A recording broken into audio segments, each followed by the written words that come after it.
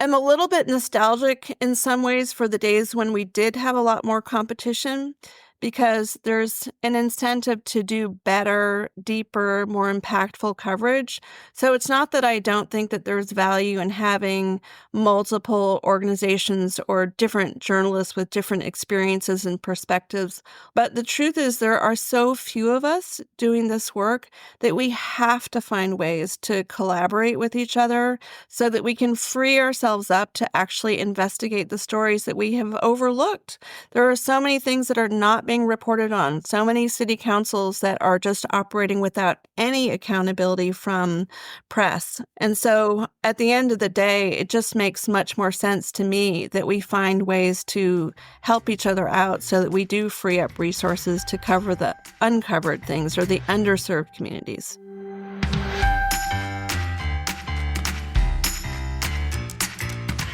Welcome to the Local News Matters podcast, where we explore pathways to stronger journalism, better businesses, and healthier communities. I'm Tim Regan-Porter, CEO of the Colorado Press Association. This episode, I talk with Katherine Ann Rowlands, the owner and publisher of Bay City News, which serves the San Francisco Bay Area. Kat gives a fascinating overview of how Bay City News has evolved from a traditional newswire service to a more dynamic, around-the-clock news organization that includes a for-profit news service and a nonprofit news site, localnewsmatters.org. We discuss the challenges of serving two different audiences, media and other institutional clients who rely on Bay City News for the work they do, and the residents of the Bay Area. Kat also talks about the importance of developing a sustainable business model, how their unique model might be replicated, the responsibility to train young journalists, and the importance of ensuring that underserved communities have access to the information they need. Kat has a long and varied background in journalism. Before taking over Bay City News, she spent 3 decades working for newsrooms in California, London, The Hague, and Honduras. Kat attended Macalester College, London School of Economics, and Columbia University Graduate School of Journalism, and was a JSK Fellow at Stanford University. If you like this episode and what we're doing more generally, please follow in your favorite podcast app, leave us a 5-star review on Apple Podcasts, and tell your friends about us. This is a side project and a labor of love, and your support means a lot. You can find past episodes, full transcripts, and relevant links, and sign up for our newsletter at localnewsmatterspodcast.com, or for lazy typists like me at lnmpod.com. You can also follow us on most social media channels at lnmpod. And now I bring you Katherine Ann Rowlands. All right, well, welcome, Kat, to the podcast. Thanks for having me. Yeah, the Local News Matters podcast, and you have localnewsmatters.org. So I know we have a lot in common, right? Yes, exactly. So I want to dig into sort of the whole history of what you're doing now and what you've done before, and all the Bay City News and Local News Matters.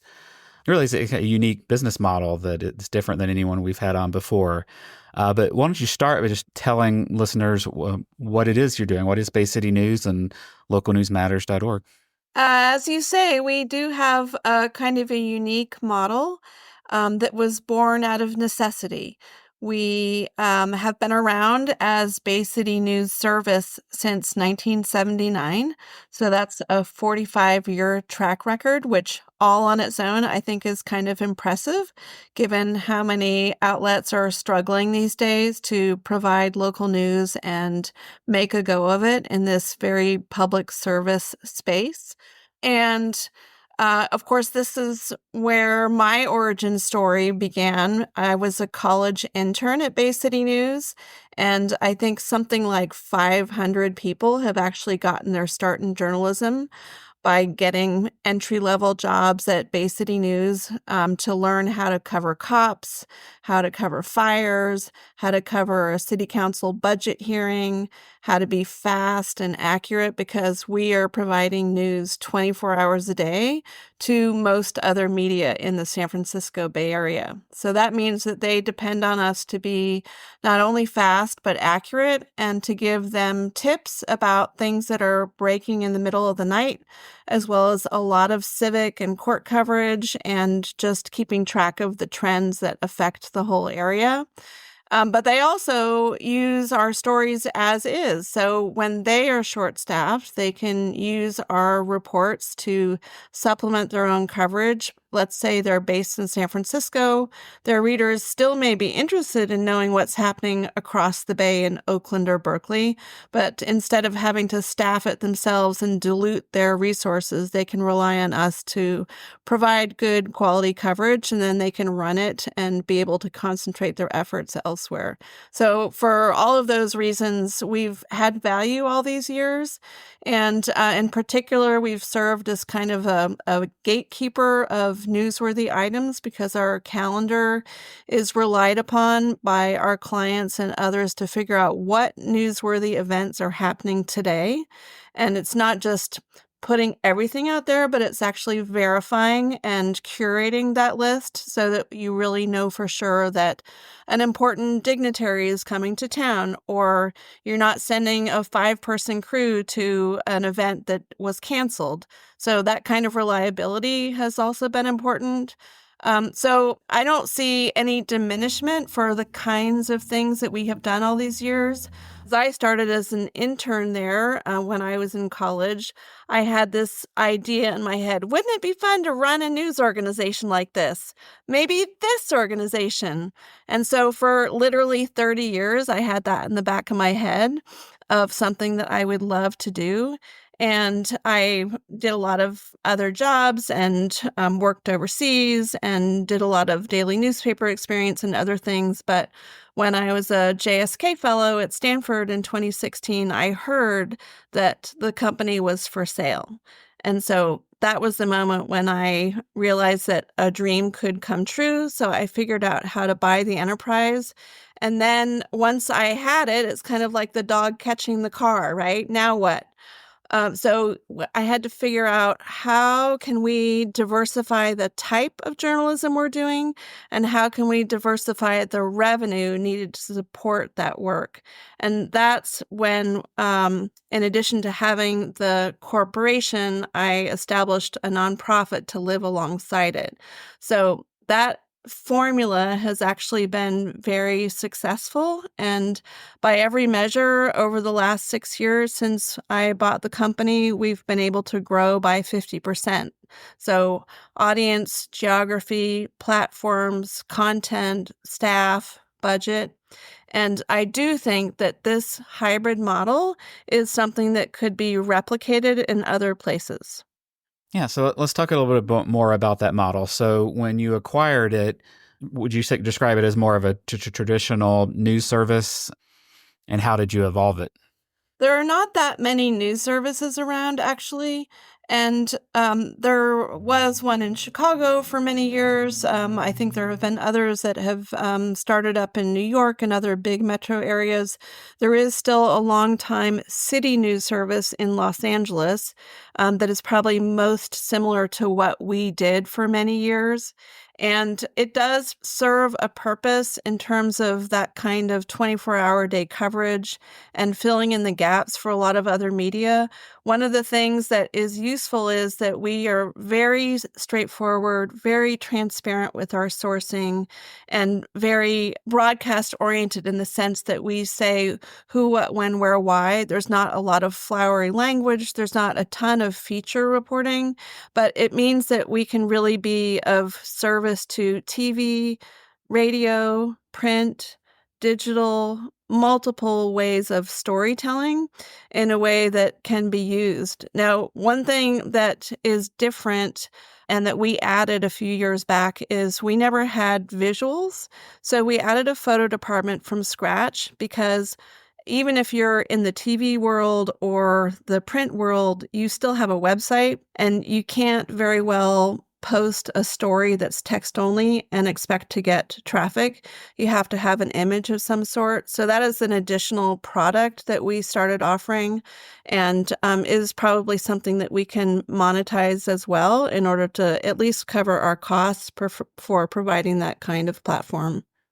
And what is your revenue model? So we sell subscriptions to our clients, and there are 3 or 4 buckets of types of clients. Most importantly, we serve other media. So depending on how big you are, how large your audience is, how far your reach is, and how you're using our content, you may pay a lot If you are a small one-person operation that has a pretty limited website and you have a very narrow audience, you might pay very little. Commercial operations pay more than nonprofits. Broadcasters probably pay more than print or digital, but it depends on the audience. But that kind of steady revenue where you pay a monthly fee and you get everything we produce. So that means about 40 stories a day.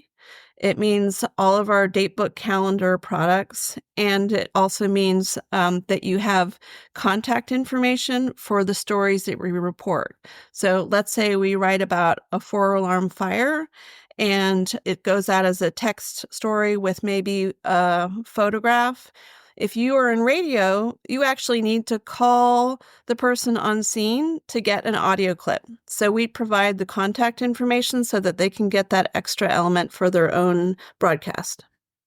And you mentioned media was one type of client. What are your others? We also sell licenses for clients who are not republishing but want to get access to the information we provide. So if you think about PR firms, law firms, government agencies, those are all entities that find value in knowing what's being reported in real time so that they can anticipate what would be of interest to their clients. So somebody who's representing a company would want to be able to be the eyes and ears of that company in order to let them know that something big is happening. It might be that if you're a government agency, you want to have an insight into what's going to affect your constituency as well as your workers. So there's lots of reasons why people would want the information but don't have a need to republish it. So that's sort of a different type of license, but also brings in revenue for us in order to support the staff. Yeah, and what comes to mind a little bit is like a Bloomberg terminal, in the business world. Do you republish? Do you gather information from other sources ever, or is all original reporting? For the most part, we do all original reporting. So we have a big geographic territory. We now cover 13 counties. And for the most part, the reporters and editors report and edit in the places where they are. So we no longer have a centralized headquarters where everyone comes into work. We really prefer that people spend the time in the place where they are. So that makes the storytelling more on the ground and authentic. They're closer to the communities that they're covering, and that makes it possible for us to have a pretty robust report in terms of that full territory. And what is your staffing like? So we have about 25 people on staff.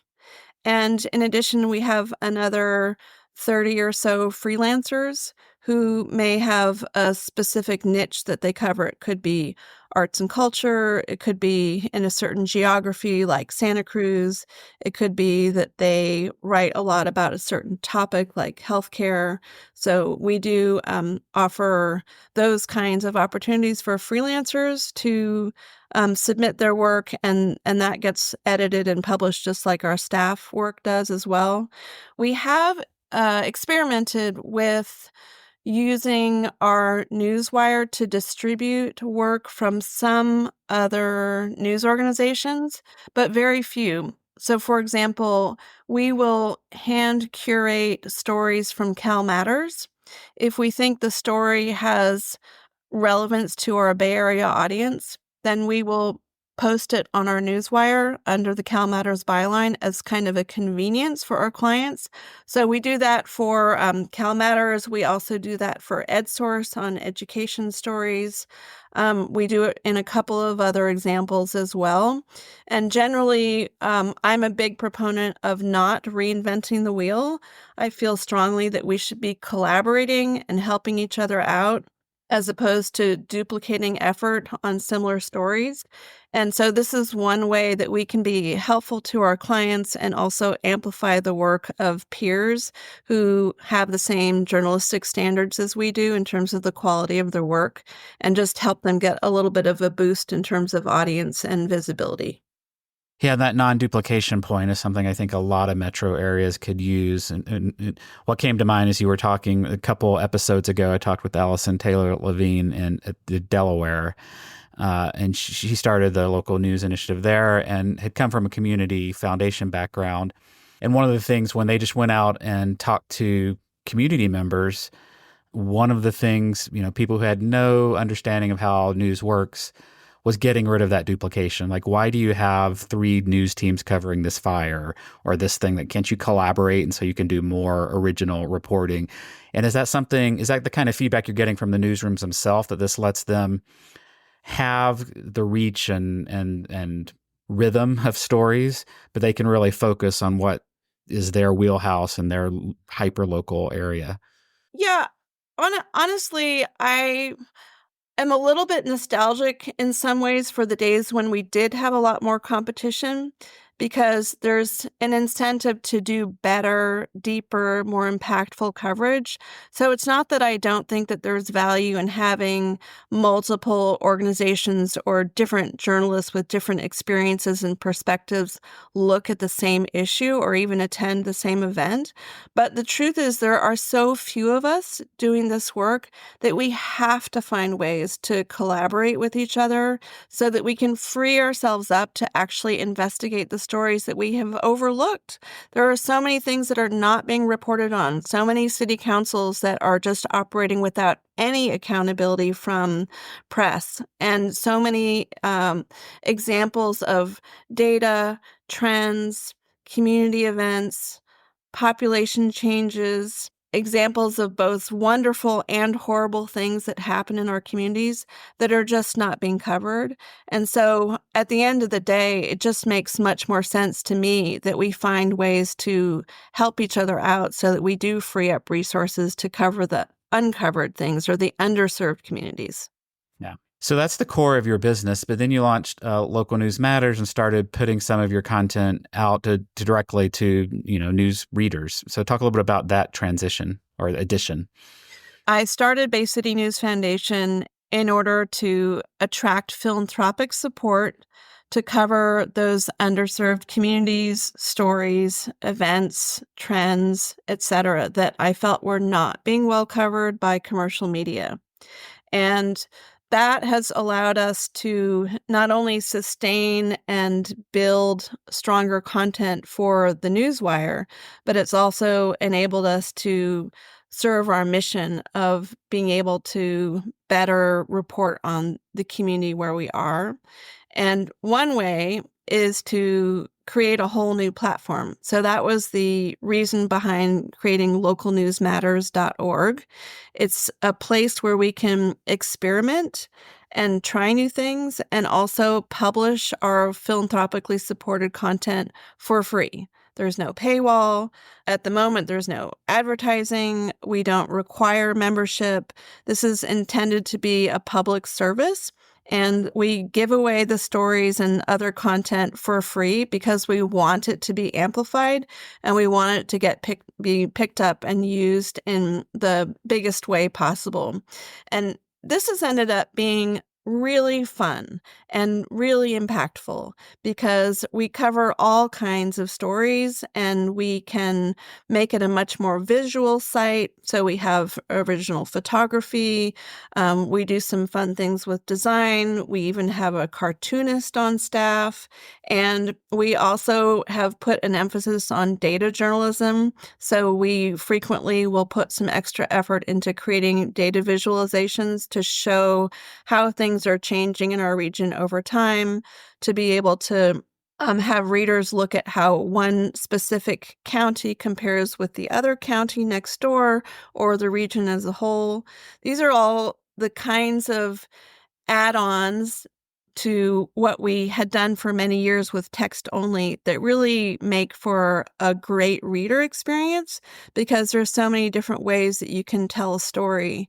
And this has also led us to experiment with other things. Like, of course, we have regular diet of social media posts, but we wanted to reach the 18 to 25 audience more impactfully. So we started a TikTok account specifically around this election.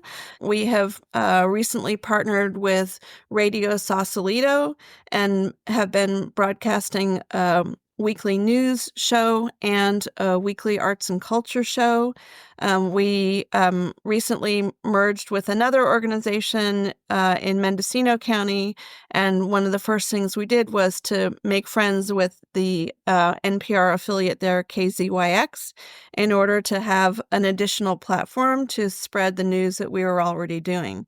So all of these things are ways that we've been experimenting to try and amplify the work that we were already doing, but in ways that might meet new audience members where they are. Are all of the stories and all of the content around them there, is that made available to your service, or is some of that exclusive?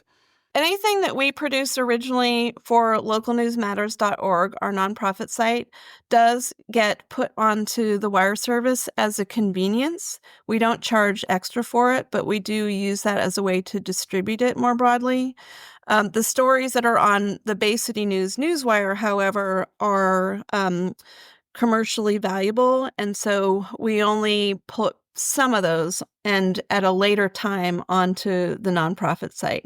So if you think about it that way, the Local News Matters site is kind of a client, if you will, and we pick and choose the stories that have longer shelf life, that have more regional context, the stories that have more of a feature bent, and we don't put any real breaking disasters, crime, things like that onto the Local News Matter site.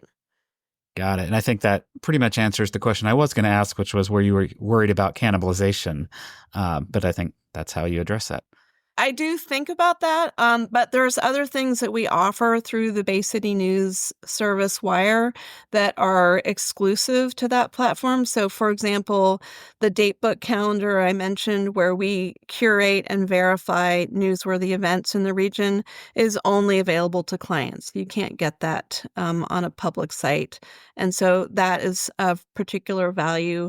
Also, the kind of leads, if you will, for where our sources can be found with phone numbers and emails and other contact information is something that's exclusive to our clients. It's not made publicly available. And then the other thing is that the 24-hour-a-day coverage, we are committed to being awake at all hours, so other people can actually rest, and that has value as well. And as you said earlier, there aren't a lot of these services, but you also said early on that you thought this was a model that others could certainly learn from. So, what size metropolitan area or regional area do you think you need? How many clients? Like, if you were to go in and advise a group, what would you tell them to think about to determine if this model might work in their area? I think it works really well for a place like the San Francisco Bay Area because there's a lot of commonality between the different counties and cities. So you may work in Oakland but live in San Francisco, and maybe your relatives are in Marin County, and maybe you like to go for hikes in Santa Clara County. So you have an interest just by being in this region in all of those places. And so the news that happens regionally is going to be of interest to you. So that is one way to look at it. And there are lots of places that would fit that kind of definition. Just off the top of my head, Houston or Miami, New York, Chicago, the Twin Cities, Seattle, like those are some examples. But I actually think that you can imagine this kind of model working in a much smaller area. So let's just take as an example Marin County. So we cover Marin County, and there are also another 10 or 12 small news organizations that are there. I don't think us being there should be competition. I think that we should be there and be supported in order to support all of the organizations. So if, for example, we had funding to put 2, 3, 4, or 5 full-time reporters in the county, we could cover the areas that are underserved right now, make available those stories to everybody else who's already in the ecosystem, and allow them to not only serve their niche audiences, but make their overall coverage more robust, because all of a sudden you would have more stories about the county or about the next door city or about the impact of climate change on low-lying areas that are prone to flooding, or sea level rise along the coast, or thinking about housing and homelessness in the area and how what impacts a major city like San Rafael or Novato is also trickling out to impact people who are in much more rural areas nearby. So these are the kinds of trend stories, government stories, issue stories that we could do and give to the rest of the news outlets that are there in order to better serve their audiences. And if over time, in addition to philanthropic support, they were able to do some of their own fundraising or build their own audiences, they too would have more revenue in order to pay into that central model where we could pour the money back into additional reporting resources. And having that kind of backbone, I think, can be of service to many. So a couple of other examples, we as a nonprofit and our own 501c3 have a lot of infrastructure in terms of fundraising, bookkeeping, legal support, editors who are on duty 24 hours a day, a photography department, people who know how to make visual graphics. So we can actually supply all those things to smaller organizations for a very minimal cost. And that makes their coverage better, but they don't have to reinvest or reinvent the wheel and start doing all those things themselves. So in the case of Piedmont, for example, which is a town of about 10,000 people surrounded by Oakland and in Alameda County, they are fiscally sponsored by Bay City News Foundation. We also provide content to them. We also provide bookkeeping services for them. We do lots of arts and culture coverage about the region so that they can pick that up and not have to do it themselves, even though they know their audience would like that. So it's a way for them to get it very efficiently. The other example would be we recently merged with the Mendocino Voice, which is the far northernmost piece of geography that we now have. And they already have some stakeholder staff who are in the county that we kept in place. But again, we have 24-hour-a-day coverage. We have those other components that I mentioned that can be of help to prop up their organization without them having to do every little thing themselves. So if you go back to the idea of doing this in Marin County, there's some small daily newspapers, there's some weekly papers, there's Radio Sausalito, there's the Point Reyes Light, there's the Marin IJ, and others who could benefit from having an organization like ours, which has the infrastructure, but allow them to dig a little deeper and serve their audiences better. Yeah, that makes a lot of sense. And there's a lot of talk these days about shared services as something the industry really needs. And so I can see a lot of those services and how valuable they would be, even in a concentrated area. On the news side, you said you see some clients just running it as is, and some of them are taking your sources and getting their own quotes and adding to it. What's sort of the range of things you might see? So if this were in, a Denver or a Marin County or some more constrained areas, and people were worried about, was all our content going to look the same, and is it going to water us down as a distinctive voice in that area? What have you seen ways people take what you're doing and really add value to it? Once you have a license from Bay City News, you can do what you want with the content. So in some cases, no one even mentions that it came from Bay City News, and that's okay because they are adding in their own quotes, they're doing their own reporting, they're layering on top of it, they're maybe shifting the lead to be more specific to their geography, but the basic content is going to be accurate and valuable as is. So if you are not able to add those extra elements on top of it, the story can still stand. But a lot of times they will adjust the content or add to it to make it more relevant for their audience. We do a roundup, for example, twice a day. So around 4 in the afternoon and 4 in the morning. What are the top stories from around the region summarized in 3 or 4 sentences or paragraphs? That's a nice way to just get a feel for everything important that's going on around us. But that's not the same thing as doing an investigative report or doing a long form Q&A with a local politician or looking deeply into data or public records to find trends. So we really are providing some relief to news organizations so that they can do that other deeper digging into stories.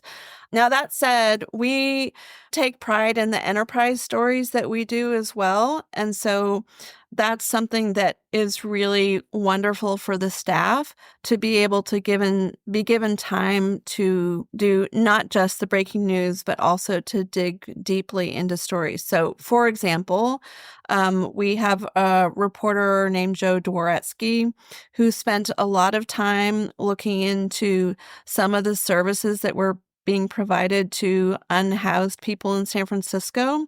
And he found a lot of waste, a lot of bureaucracy, a lot of problems in the way resources were being distributed, and not a lot of impact for the population that was at risk. It took him weeks, if not months, to actually compile all the data and the records and do the interviews and craft a really well-told story. And at the end of the day, it made a huge impact. Like there was policy that changed as a result. And so we ourselves appreciate having a little bit of relief off the daily grind to be able to do the enterprise stories. And then, of course, we have amazing distribution power. We can put that on the wire, and it reaches as many as 10 million people if it gets picked up by our clients on the TV, the radio, the digital, and the print platforms. Another example, we had a bilingual reporter who was from Stockton, and she was covering local government agencies there and doing a lot of daily stories about crime, about local government, about events. But because she was doing that beat reporting, she realized that they were giving public information out to a community without translating it into the language that was spoken in the community, Spanish. So, because she speaks both English and Spanish, she was able to talk to people about how badly that was in terms of a service from the local government, how excluded they felt from not getting the critical information that was being delivered, and how harmful it was to the community overall to be excluded like that. So when she wrote her story and we published it in both English and Spanish, the community felt heard, and the local government was embarrassed about not living up to their own standards, and they changed their policy. So the next time that there was a public meeting, they actually had translation services available. So those kinds of stories emerge out of the beat reporting that we do all the time, and is also of value. And it's really gratifying to be able to publish it for free on the localnewsmatters.org site so that everyone who should be seeing those stories can get to it easily, but also have the power of distribution by sending it on the wire and having it get picked up and spread widely. I'm curious, how long between when you bought it how long after that did you launch localnewsmatters.org? About 2 months. Okay, so very quickly. So this may impact this answer, but particularly thinking of this as a news service, you're removed from the end user. What's the assignment editing? How do you ensure that you're both serving the needs of the community and your clients? Well, that's a hard question. I guess one way to tackle that is to think about distinct audiences. And our core business is still the newswire. So our audience there is going to be news directors, assignment editors, frontline editors, and producers. And I know them well because I had those kinds of jobs for most of my career. So if you've been in journalism for a long time, you have a kind of intuitive sense about how to sift through the hundreds or thousands of things that come in your inbox to select the ones that are going to be most important, most impactful, most urgent. So I do think about that audience in that way. But they, of course, are proxy for the 10 million population that is in the greater Bay Area. So I also think about the residents who are going to need that information and also how we can be sure that we're providing content that is going to be impactful, not just for stakeholders or other decision makers in media or government, but also for everyday people who need to have critical information to make better decisions for themselves and their families, right? So having the localnewsmatters.org website where we have a public-facing free outlet is another way for us to test our assumptions about what stories are important or what stories are going to have impact or are relevant. So we have now been developing our own organic audience on localnewsmatters.org, and we have a very rigorous process of assessing the feedback that we get. We look at metrics, of course, how many people are clicking on the stories. We have a series of newsletters that people subscribe to. And so we track those open rates and look at what people are interested in clicking on and reading and spending time with and learning more about. We have our social media platforms as well, where we also monitor that. But we also make a habit of going back to our sources and also just asking community members, what did you think of that story? Did you like it? Did you think it was accurate? Did you think we missed something? What do you think we should do next?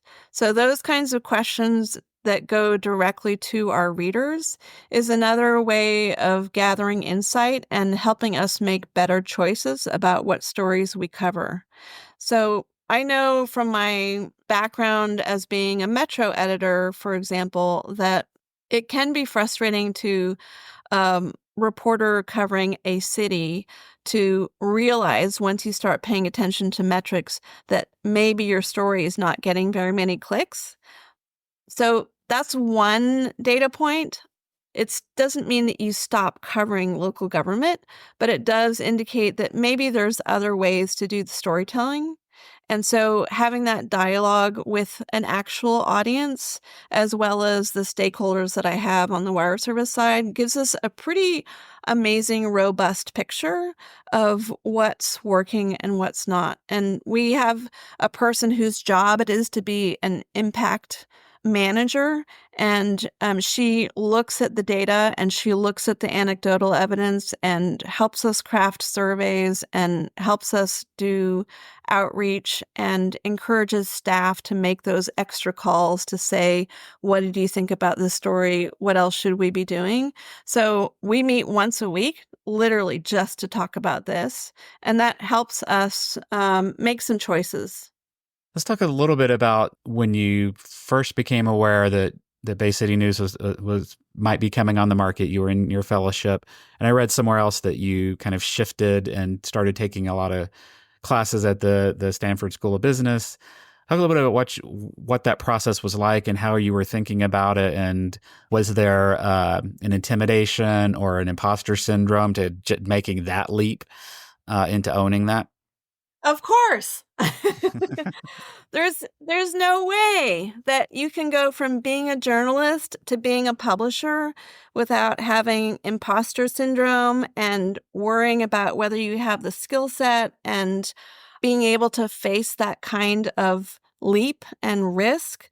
And so taking classes in the business school was of no help there, I have to say. Everyone I asked, should I do this? They said no.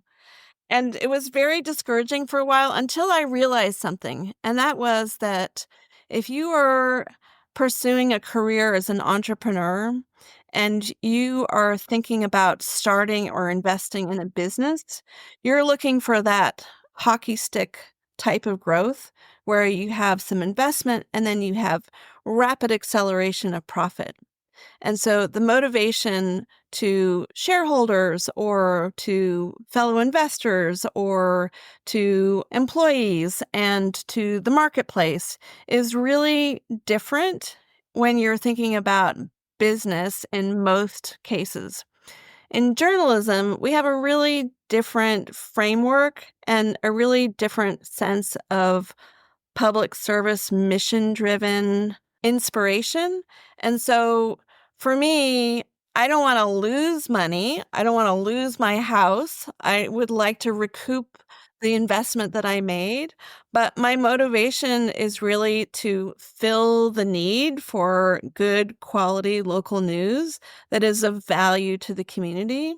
And so if I break even, I feel satisfied. If I'm able to grow the content, I feel satisfied. If I'm able to launch the careers and support dozens of journalists along the way, I feel satisfied. And in fact, one part of our mission actually is to support the next generation of journalists and create pathways for them. So up to this point, we've supported 50 paid interns at Bay City News and given them amazing practical experience of on-the-ground reporting, very close editing, permission to pursue ambitious projects, and really have a kind of capstone piece that can set their resumes apart when they go out to look for those journalism jobs after the internship.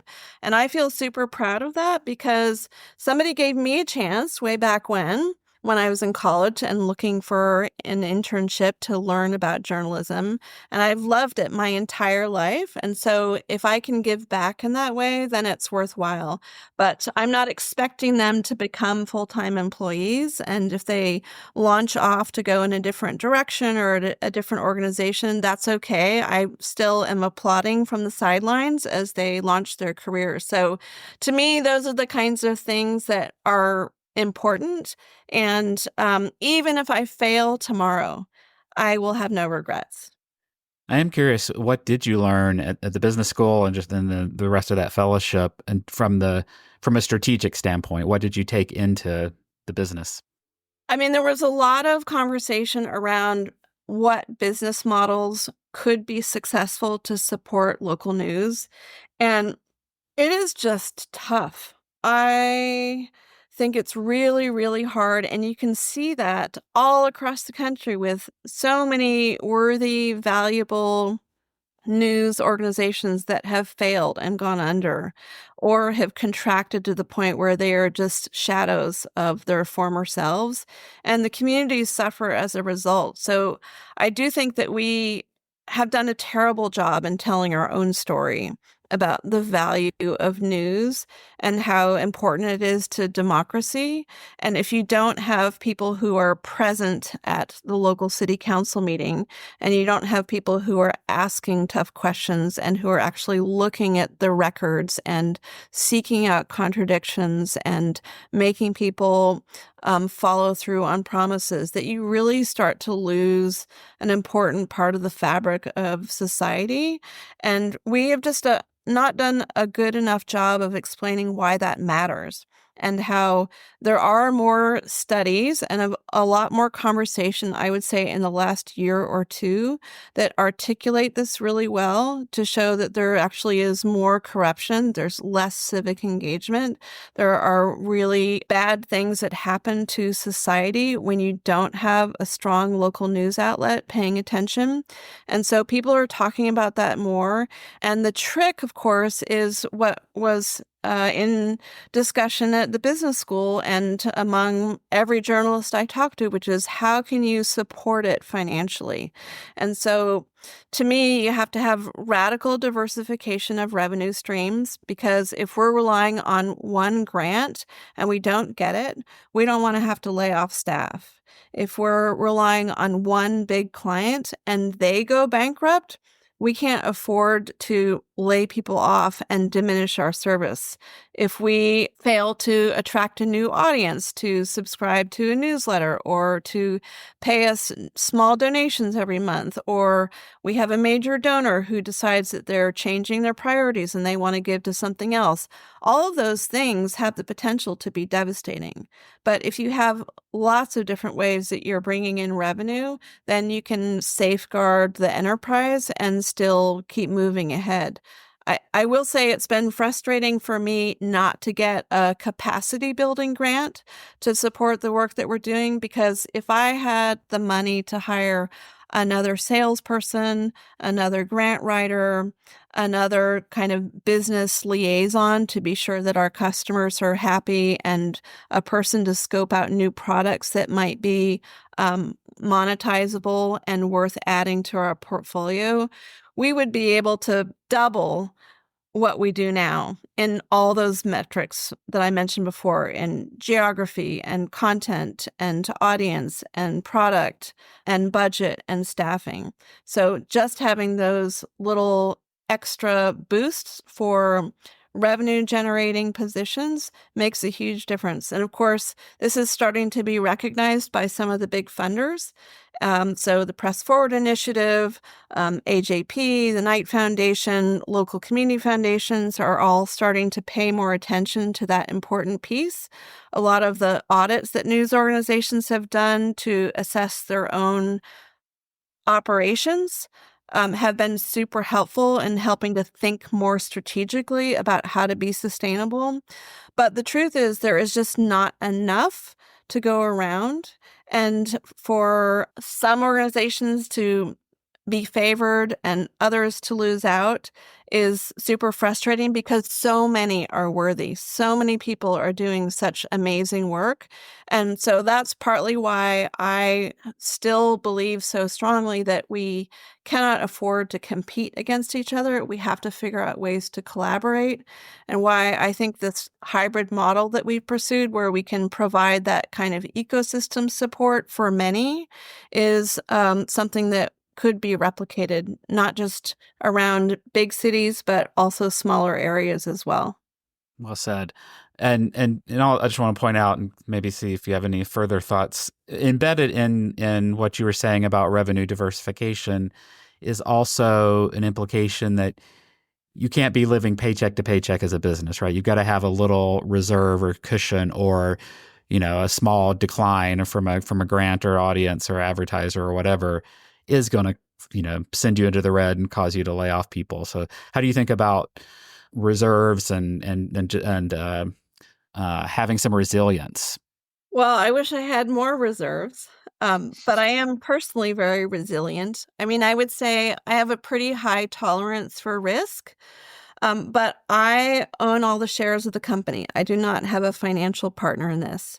And at the end of the day, if the overnight editor gets sick and we can't find a replacement, I'm staying up all night to be sure that the wire keeps running. If something catastrophic happens with one of our clients or one of our big funders, the buck stops with me. And so I have to be prepared to put my own livelihood on the line. And that's okay up until this point, having been doing this for 6 years. And because we've been able to grow, I feel like we've proven that we have a good, sustainable model. But it would be better if we had the backing of a capacity building grant in order to reinvest in those kind of revenue streams that we all need more of. So, I mean, it's a balancing act for sure. And I guess, you always try to reassess, where should I put the resources that is going to make the biggest difference. And as a journalist, you're always tempted to fund the project or the beat reporter or the extra editor in order to make sure that your content is the best it can be. But sometimes you have to sacrifice that in the short term, and instead invest in the revenue generating piece or the administrative piece or something else like technology, for example. When we started 6 years ago, the infrastructure in terms of technology was literally falling apart. We had to figure out a way to modernize everything because that's what kept me up at night. And when COVID hit, literally the servers and everything from our office came into my living room. And I could not leave for more than an hour from the house in case I had to come back and reset the server so that our clients were not left waiting for the next story. So thankfully, we have transformed ourselves since those days. But the analogy works for many different parts of any kind of news business. There has to be upkeep, there has to be maintenance. You have to reward your employees for working hard. You have to be able to take some risks and experiment, even if things don't always work out. But you're not going to get anywhere if you don't at least try all those different things. And last question before we go into rapid fire. So when you started the fellowship, I believe your focus was on getting more women into journalism, and you are or have been president of Journalism and Women's Symposium, JAWS. So talk a little bit about where you see the state of gender diversity in the industry. Not good enough. I am very, very frustrated about how little the needle has moved in terms of having equal representation at leadership level positions in the news industry. And it frankly translates into us not doing a very good or accurate job in representing the communities that we serve. That was the motivation for me starting that project when I went into the JSK Fellowship Program to try and figure out how to address that problem and make a difference. And ironically, of course, since I learned the company Bay City News was for sale and figured out a way to buy it and evolve it and sustain it and grow it, I created a leadership position for myself. I had been knocking up against that glass ceiling in traditional media companies and feeling frustrated about not being able to jump to the next level of leadership. And when it wasn't happening, there was no reason for me not to just go out on my own and start something or build something of my own and create that opportunity. So I know for a fact that it's an inspiring story to other women and young women especially. And the silver lining in my research was that if you look at the composition of startups, many of them are being started or being led by women. And so even if it's not changed situation in legacy companies, it is a different story when you look at all the innovation that's happening. And of course, the JSK Fellowship Program has done an amazing job in supporting people of color and women who may have been overlooked in other places, but are now able to launch leadership positions and careers of their own. So that is really inspiring. Another little project that I'm proud of working on is that I co-founded with Anjali Shah a project called Women Do News. And our mission is to equalize the playing field for Wikipedia entries. About 80% of the entries are about men, 20% for women, and about 80% of the editors on Wikipedia are men versus 20% women. And so by training people, by nominating people, by holding editathons, by telling the world about why this matters, it's starting to make a difference, but it's really sort of one entry at a time. It's slow, methodical, careful work, but it's so worth it because if you can just get one more person the visibility that they deserve and the credit that they deserve, they're a role model for many others. So it does make a difference. we talked about imposter syndrome earlier, and I don't know how much this is getting talked about in our field, but I've heard more and more discussion about that. And my understanding of the research is that women tend to be held back by imposter syndrome more than men. There's the stereotype of the white man who thinks he can do anything and just throws his hat into the ring, and the women are debating whether they are worthy. And so I think that's a discussion we should have in this field too, particularly on the business side and entrepreneurship side. There is a lot of good training, whether it's around leadership or building skill sets or creating opportunities. I will say that there needs to be more funding for women entrepreneurs because access to capital, if you look at the venture capital world, for example, those numbers are even worse. And yet, if you look at the outcomes, the companies that are led by women tend to be more profitable and do better and are more sustainable. So there is a disconnect there. And so I'm hopeful that more women like myself will be acknowledged and supported financially so we can continue to grow these enterprises and then turn around and create new opportunities for others too.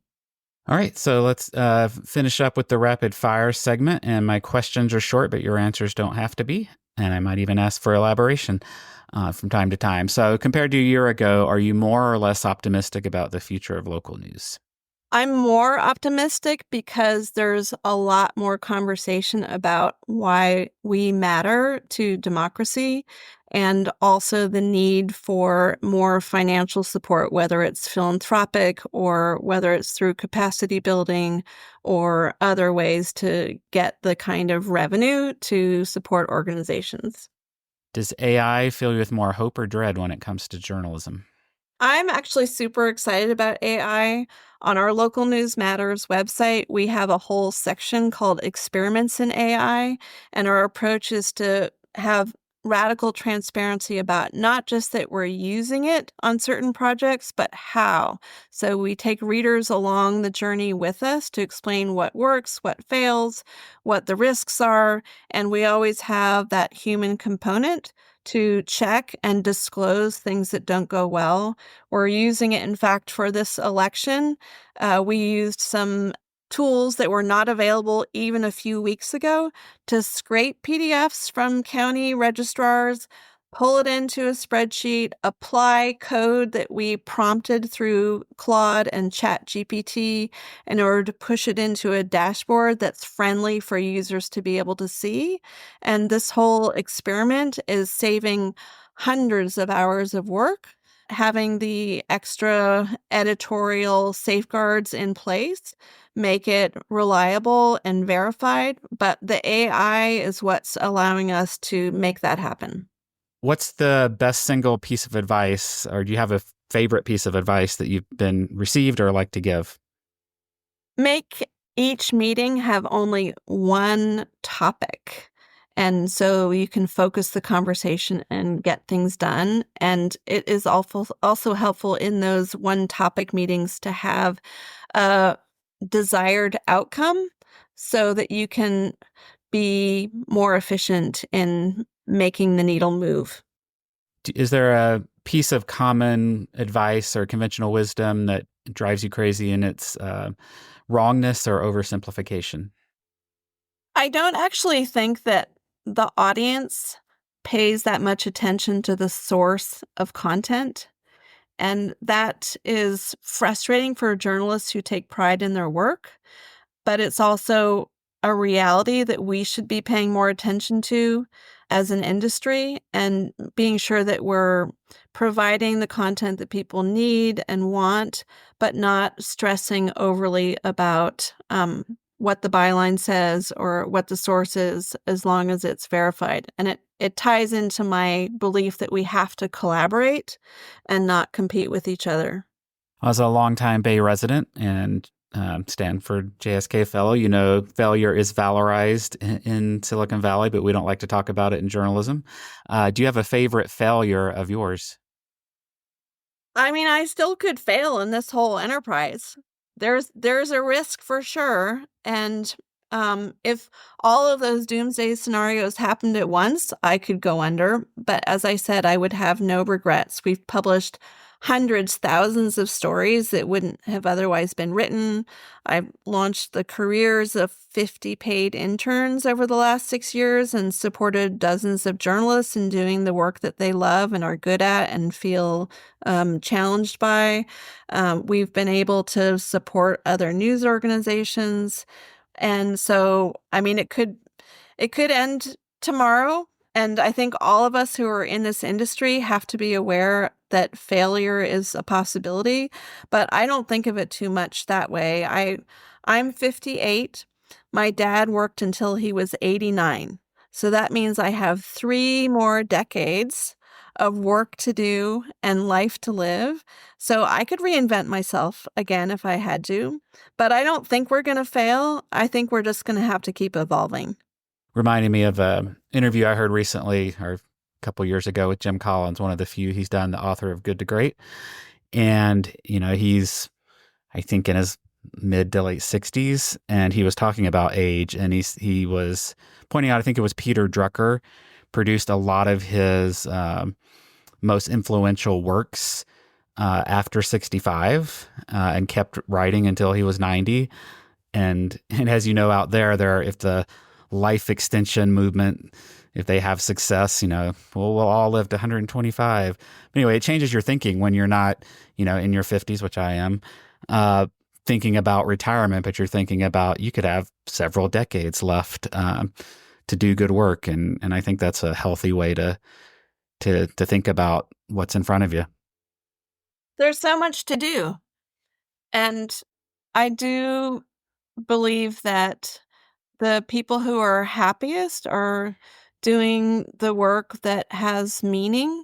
And so I've never done anything else except journalism since I was 18 and started working for school newspapers, and then ended up getting that first internship at Bay City News when I was in college.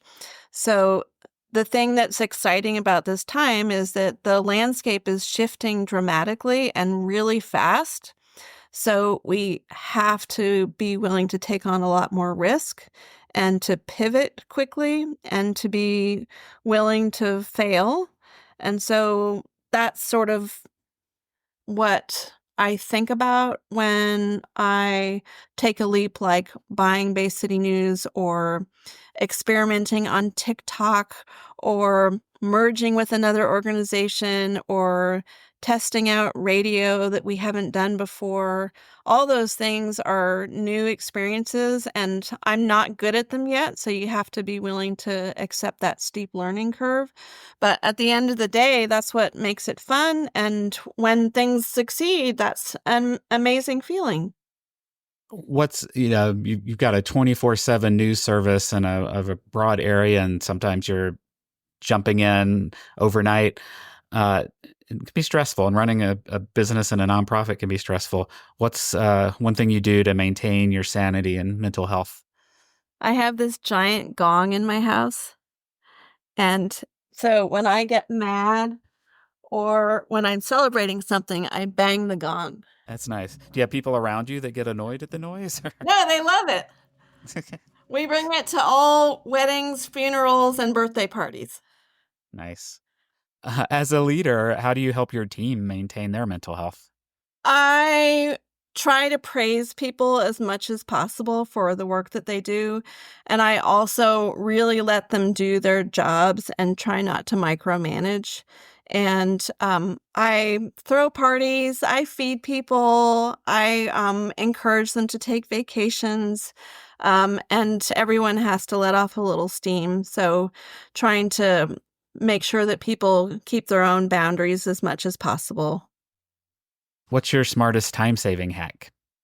I document everything so that when I'm in a position where I can delegate it to somebody else, I can just point them to the document, which tells them how to do something, and we don't have to reinvent the wheel every time. 5 years out, what does wild success look like? Wild success would be doubling what we're doing right now and having those reserves you talked about, where not only can we afford to fail more often when we experiment with things and not be at risk of having to collapse or cut back or reduce the things that we're committed to doing, but also to give ourselves a little bit of a break. I'd like to be able to take a month-long vacation without worry. Yeah. So now for the recommendations. So if someone's visiting the Bay Area, what are 3 to 5 activities or places you would recommend? I was born and raised in Berkeley, where I still live, and I always take visitors up to Grizzly Peak, which is this windy hilltop road where you can look out over the entire Bay Area. And it's beautiful on a sunny day. It's also spectacular at night with all the twinkly lights. So that's number one. I also think that a walk through the UC Berkeley campus is a must-do activity. There's so many beautiful parks and buildings and lots of activity and lots of history. So that's definitely worthwhile. And then Zachary's Pizza is still pretty good. So I would recommend stopping in there for a slice. What 3 to 5 pieces of media that you would recommend? This can be news related or just pure entertainment. I like Nikita Roy's Newsroom Robots podcast. I'm interested in AI, and I think she's just super smart about how she challenges us to think differently about technology. I also recommend a book called Prison Truth by William Drummond. He is on my board, and he's a longtime professor and journalist who has done a lot of work with the San Quentin News and mentored many incarcerated journalists to get their work published. And as you may know, we actually have a prison journalist on staff at Bay City News, Steve Brooks, who writes for a section on our local News Matters site called Inside Out, and brings a really unique perspective to help understand criminal justice reform and life on the inside that you don't normally have access to. So a lot of that is really well reported out in this book called Prison Truth as well. And the third thing I would suggest is listening to Radio Sausalito, one of our new partners. They're essentially a jazz station, and you can find them online and listen to an amazing variety of music, but also tap into our news broadcast and our arts and culture broadcast once a week. Well, thanks so much for your time. And as we do with all our guests, we'll put, all the contact, links to everything in the show notes. But knowing you as I do and seeing you at conferences all the time, I imagine if there are others out there who are thinking about the kind of business model you have, replicating that in their city, that you would be happy to share your advice with them and they could just reach out to you. Absolutely. Well, thanks again. This has been great. All right. Thank you, Tim. Appreciate the chance to talk with you. Thank you for listening to the Local News Matters podcast. Never miss an episode by subscribing in your favorite podcast player and sign up for our newsletter at lnmpod.com. And thanks to our production partners at Pirate Audio. Pirate Audio believes every community deserves great things to listen to, and they're on a mission to help local newsrooms reach their communities via audio. If you're interested in starting a podcast or need production support for an existing one, let me know and I'll be happy to connect you. If you have guest recommendations, others doing interesting and innovative work in local news, let me know through the contact form at the website lnmpod.com.